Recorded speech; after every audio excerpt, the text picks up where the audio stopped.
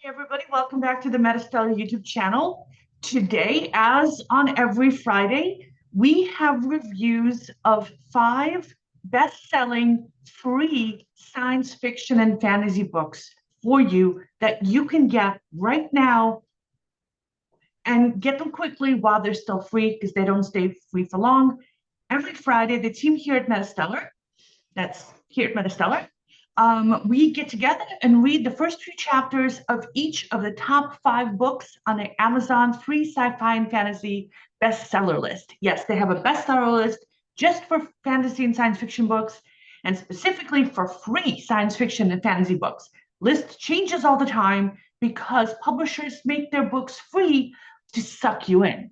And so you jump on the books during that short window of opportunity, and we bring them to you every Friday. So if you don't want to miss any, subscribe to the channel or to our newsletter. Links in the description box below. And today is August 15th, and we have some dystopias for you today, but also some fun urban fantasy and some classic fantasy. So stick around for that. It's a good one. So let me pull up the first book. We're going to count down from number 5 to number 1. And this is my favorite book on the list. So this is titled A Little Waif Justice. It's by Renée Jaggér and Michael Anderle. Michael Anderle is like the James Patterson of science fiction and fantasy. He's got over 2,000 books up on Amazon. He's like a book factory. And the way he does it is he partners with other writers, he creates shared worlds, and this series is part of a whole universe of books. And so it kind of picks, so even though this is the first book in the series, it's the first of 7 books in the Merlin's Waif urban fantasy series. But there's other series that are around it, not so much prequels that you have to read first, but you might want to. I think I want to. All the other books are in Kindle Unlimited. So Kindle Unlimited is where you pay $12 a month and you read all the books you want that are in Kindle Unlimited, kind of like Netflix, but for books. Downside is you have to be part of the Amazon ecosystem. And if you don't like reading Amazon books, well, if you don't like reading Amazon books, you're not going to get these books for free because they're free on Amazon. Anyway, moving on. So this is related to the 9-book Valerie Stonehold series, and it's related to the 16-book Paramilitary Recruiter series, both of which are urban fantasy. And we reviewed one of the books in one of the other series before. Okay, so the description says you can kind of read this book separately, but it intersects with the other series a little bit. So the book opens in a forest. Manuref is there. She's the main character. There's snow around, and there's a screaming elf on the ground in front of her, a bone jutting out from his foot. And then we jump back a little bit in time to find out what happened. And the elf is the son of the chief of the village where she lives. And he was going to shoot a nursing mother wolf, and she stopped him. And the way she stopped him was by yelling at him really loudly, and that caused tree roots to erupt from the ground and throw the elf through the air, breaking his leg. Other elves soon show up, and the elf with a broken leg tells them that Manuref did it, and they take them both back to the village. And when she's talking to everybody, explaining herself, she admits that she used magic to stop the chief's son from hurting the wolf. But she says that the elf was trying to kill a nursing wolf, and that's also against the rules. And he was in a forest for some kind of hunting test, and he flunked the test. He doesn't get any second tries, and so now he will never be able to become chief of this village. And the chief herself admits that her kid wouldn't have been a good chief anyway, not if he was willing to kill a nursing wolf. But that's not the only problem she has with Manuref. So Manuref has been protecting many of the forest's prey animals from the village's hunters, and now there isn't enough meat for the winter. The fruits and vegetables have been growing better with her around, They're bigger, but they're also weirdly shaped. And she's creeping everybody out. So the chief decides to send Manaref back where she came from, which is back to Merlin. Merlin is the one who sent Manaref to this village to be fostered there. So this seems like a standard medieval themed fantasy, but wait. In the next chapter, we meet Merlin himself. He lives in the Eternal Palace, where it's always sunny, which annoys him. And there's a human visiting him who drove there in a VW van. And there's a palace where an elf queen is talking on the phone while trying to feed a screaming toddler who dropped a toy dragon under the table. So weird mix of modern and fantasy elements. I like that. That is exactly my thing. And we also get some backstory. Manarep was the only survivor of some big war, and she doesn't really remember who she's supposed to be or what her powers are like. And Marilyn and the Queen are trying to help her. And the time in the elf village was her longest placement yet. She stuck there for a whole year. And so I'm thinking that some of this backstory will probably come up in some of the other books if I read those. So he and the Queen talk about what they're going to do with Manaref next. And they know somebody who lives on Earth in Brooklyn. And the Queen convinces Merlin that it's a good idea. So he sends this person an email and gets the ball rolling. Then we're back with Manaref, and she's heard the news. She's packing up to go. She owns 2 books, some clothes, and a magic amulet she doesn't know the purpose of, because of course you have to have a magic amulet. And Merlin comes to get her on Dragonback. And I love this beginning. The writing style is smooth and very readable, pulls you right in, which is kind of like one of those common threads of Michael Anderle books. They're like very, very readable. The plot is coherent, it makes sense, the setting is fun, the characters feel developed and lived in. It's a fully realized, very fun, lighthearted, urban fantasy kind of ish setting. Appeals to me a lot. I love escapist fiction to be escapist, and this is exactly what I love to read. And I've read a whole bunch of Michael Anderle's other series as well. They're popcorn books. They're just fun to read. You don't go there for deep philosophical angst and brooding so much. They're just fun. You eat them like potato chips. And I really enjoyed it, and I'm going to stick with it. And I might even read the other series that are associated with it, because I had fun with it. I had a hard time stopping reading to go on with my day's work. Next, we have The Legacy Human by Susan K. Quinn. It's the first of 4 books in the Singularity series, which is kind of a cyberpunk. The other books are $5 each, and they are not in Kindle Unlimited. And we've seen the author on our Free Friday list before. One of our editors at MetaStellar, Melody Friedendahl, read this for us. And she says that this is set in the near future, and people are divided into 2 different groups, legacy humans and the ascenders. And ascenders aren't even considered human anymore. And the narrator is a 17-year-old boy, and he tells us that Lenora is one of the ascendant, and she's more intelligent and more enlightened than legacy humans, and they're immortal. So he's an artist, and Lenora is his patron. And she loves costumes, and she lives in Seattle, in a place with no bathroom or kitchen. So Melody thinks that maybe the ascendants have no body functions, like beyond breathing. And the narrator lives off of her largesse, and he uses her money to buy art supplies. And then we also find out that there's a worldwide AI network. It's called Orion, and Lenora can access this network with her mind. And so the kid wants to ascend too. And a lot of legacy humans died because after the singularity, so this is in the future after singularity, most people either ascended or they died trying.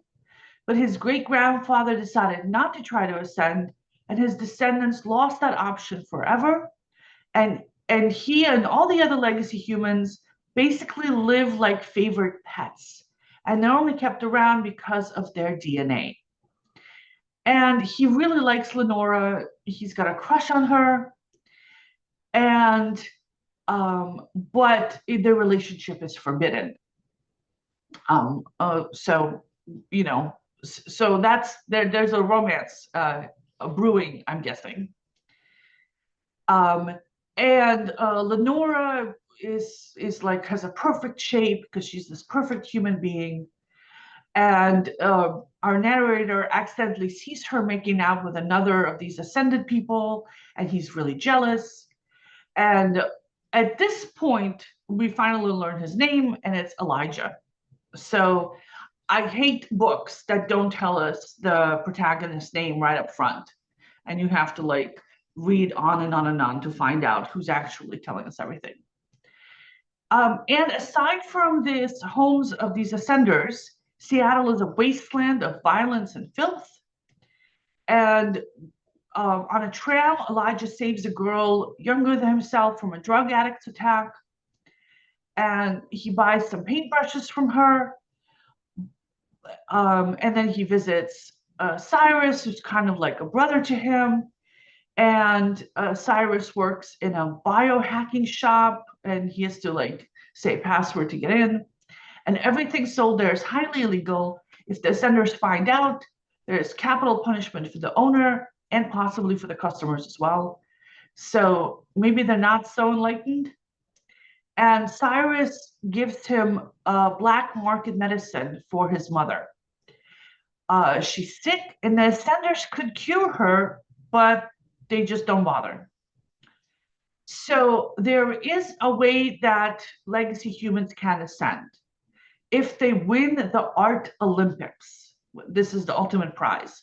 But Elijah cannot risk entering because he can only create art when he's in an illegal fugue state. So Melody says she's enjoying the story. She's read other books that have like a criminal underground and a dystopian society where cyber rules everything. But there's layers of complexity here, she says, that are keeping her reading. All right, now next to another dystopian book, After the Surge by Colton Lively. This is a standalone AMP novel, but the author has been on our list before a lot. If you like his writing, he's got dozens of similar books up on Amazon. And EMP is when an electromagnetic pulse takes out all electronics, but humans are left unharmed, and society devolves into chaos. Except for our lone preppers who are like, oh, my phone died.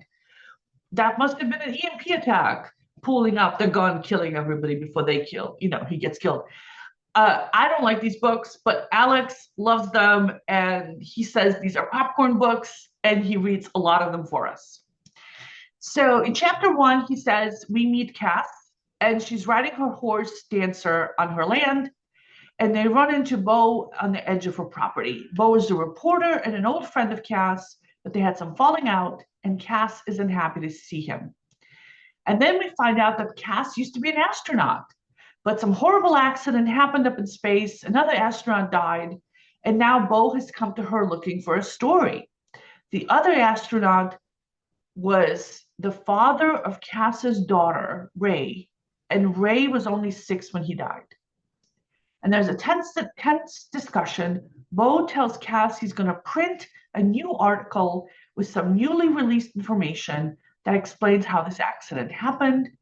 And Cass is still mad at him because of a story he wrote years ago when the event took place, and she still hasn't forgiven him. And she rides away from him and goes to her barn, and that's when she learns that all the electricity is out. And she hears a strange hum in the air and sees that the sky is starting to shimmer. So Alex says that he liked this book. He liked that the main protagonist is an ex-astronaut and has an interesting backstory. He likes the fact that the EMP hits early on, so you don't have to wait around too long for the action to get going. And he says he's going to stick with this one, that he likes the characters, likes the setting, likes the beginning. All right. Again, dystopian, a little too grim for me. Um, and the next book is much more my style. It's probably my second favorite book on today's list.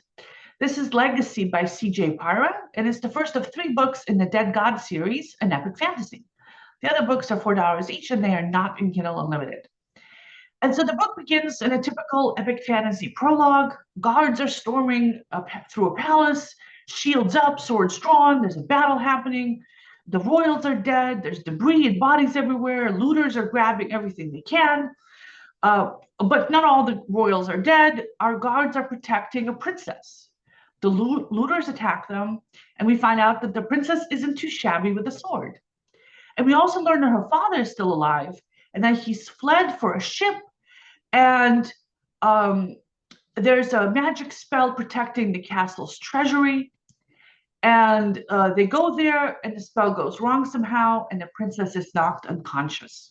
And we don't find out what's happened there, because in the next chapter, we're with Torben, who's a farm boy, walking across the farm field, scattering seeds. He's very, very bored. The farmer who owns the farm, Torben works for this farmer, decides to give him a day off the next day because he's been working hard. And Torben can't remember the last time he had a whole day to himself. And the farmer's wife is worried that Torben will go to the village and spend the day getting drunk, which is what he did last time. Maybe that's why he can't remember it. And we also learn that the couple took Torben in when he was a child.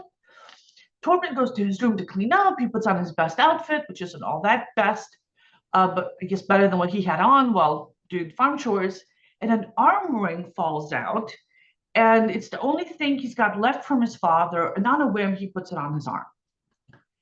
Then he heads off to the tavern, where we learn more about his backstory. His parents died of illness when he was young, and they worked for the same farmer who took Torben in. Then a dwarf walks into the tavern, and since Torben is eating alone, the dwarf asks if he can join him for dinner, and Torben is like very interested in this, and in finding out all the places the dwarf has been, since Torben hasn't been anywhere. And why doesn't Torben leave the village if he's bored there so much? And it's because he doesn't want to let the farmer down, because the farmer's been really good to him. Otherwise, he'd go with the dwarf. And the dwarf says, well, come on the road with me for just a day. You can come straight back home again. And it's not going to hurt anything. And Torben's like, well, I can go there and back, and it's not really going to hurt anything, and I get to leave the village. And the dwarf bets that he can't do it, that he's too scared, that if he was brave enough to leave the village, he would have left the village by now. And he bets a bag of coins against Torben's armband, and Torben takes the bet. He'll spend the day with the dwarf tomorrow and head out on the road out of the village. And they set off the next morning, soon after sunrise. The dwarf is looking for something that's located beyond the village in a direction that nobody ever goes because there's nothing there except trees. And they find an abandoned watchtower that Torben had never even heard rumors of. They climb to the top, and they can see the whole surrounding area from up there, including Torben's village. And as they look around, house after house in the village starts burning, and the fires are starting in multiple locations. This isn't just one fire spreading. This is somebody deliberately setting the village on fire. And Torben immediately runs down and heads back to the village, and the dwarf says, no, stay, hide from whoever's doing this. But he ignores the dwarf. The dwarf follows him, and as they get closer to the village, it looks like the village has been attacked by werewolves. And with great difficulty and with a few close calls, they make it to Torben's farm, and the farmer and the wife are dead, and some of the werewolves are still there. So I'm not going to tell you what happens, but it gets tense, but not in a grim way. So none of this has been too grim, too violent. I like this book very much. I like the princess. I like Torben.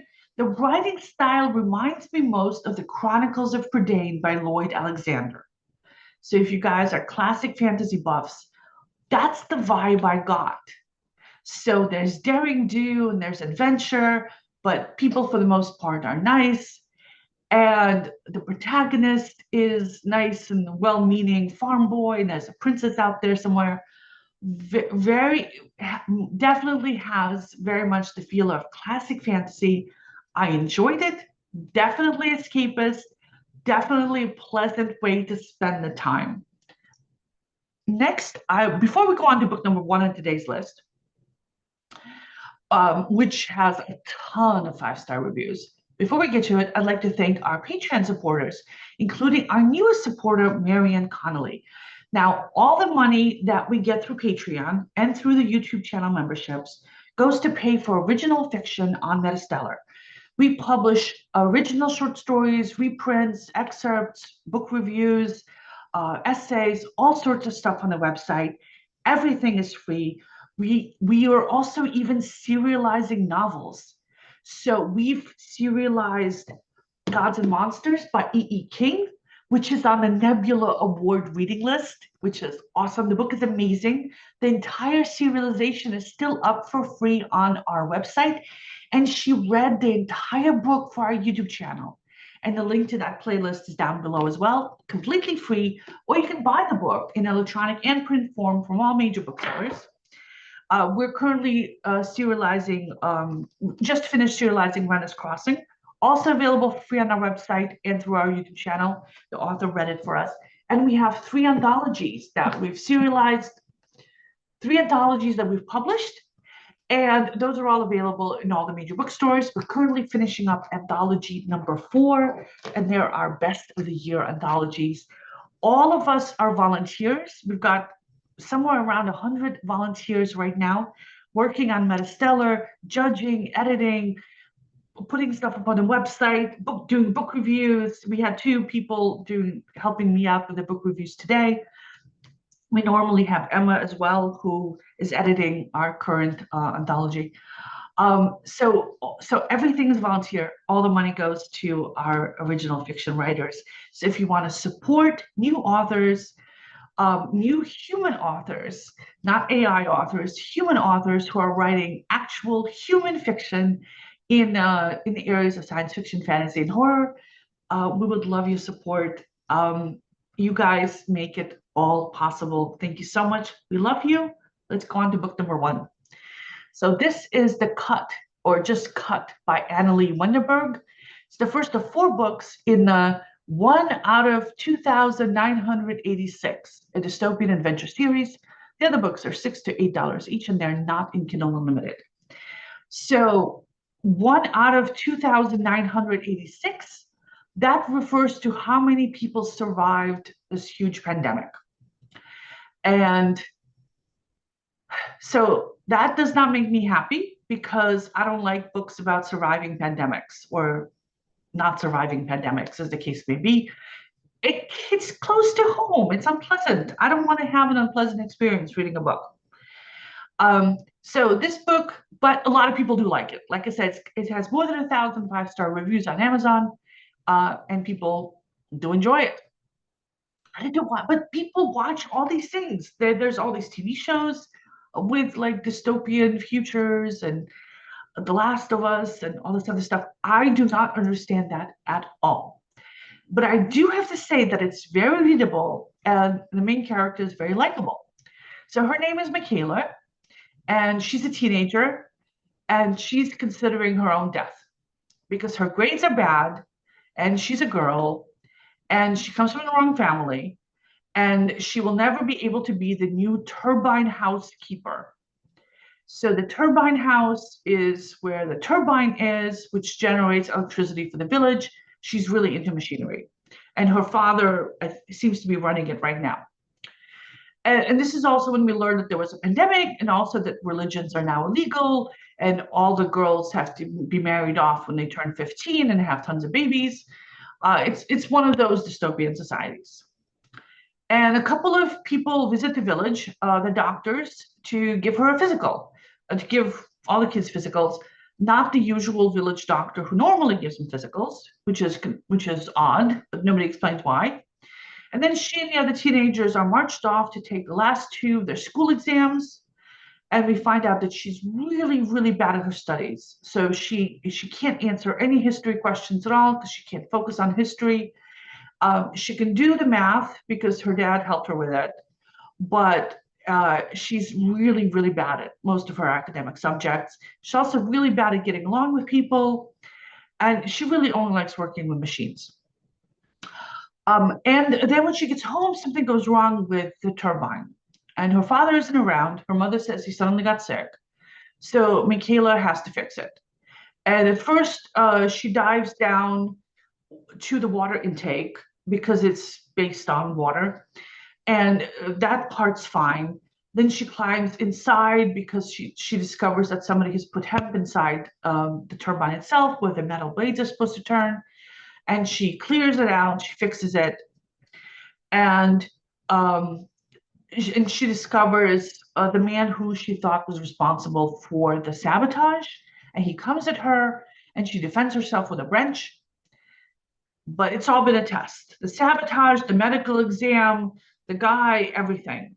He's there to offer her a job that involves her leaving her home forever, never having children, being isolated from most other people. And she jumps at the opportunity. So yeah, it's a grim beginning. I don't like the fact that it's a very young adult writing style. So we're inside her head, it's told in the first person and in the present tense. And we get all her emotions, and all, young people have so many emotions. So that it's not my preferred writing style, but I do like her as a character. And I'm kind of curious to find out what this job is going to be about, but not so curious that I'm going to keep reading because it's set in the aftermath of a global pandemic that killed most people on Earth. And given what's happening in the world today, that's hitting too close to home. I want my escapist reading to be more escapist. So I'm going to stick with the fun fantasies. So yeah, if you like any of these books, and if you try them, let us know what you thought about them. Let me know if you like dystopias. Does anybody there like them? Why? Why do you like them? I'm honestly curious to find out. And thank you very much, everybody, for joining me today. I love the fact that so many people are watching these videos. It is awesome. We're getting more and more subscribers to the YouTube channel. We're going to be doing more stuff with it. We're going to be doing more author interviews. We also do story times. We do writing advice. We do all sorts of things. So check it out. And like I said, if you don't want to miss any of these Free Fridays, because we've already done more than 200 of them. This is, I think, the 202nd Free Friday episode. So if you don't want to miss any of these, subscribe. And also you can get it by email in your inbox every Friday afternoon if you subscribe to our newsletter, link in the description box below. Thanks everyone for joining us. Enjoy the free books and let us know what you think. Bye everybody.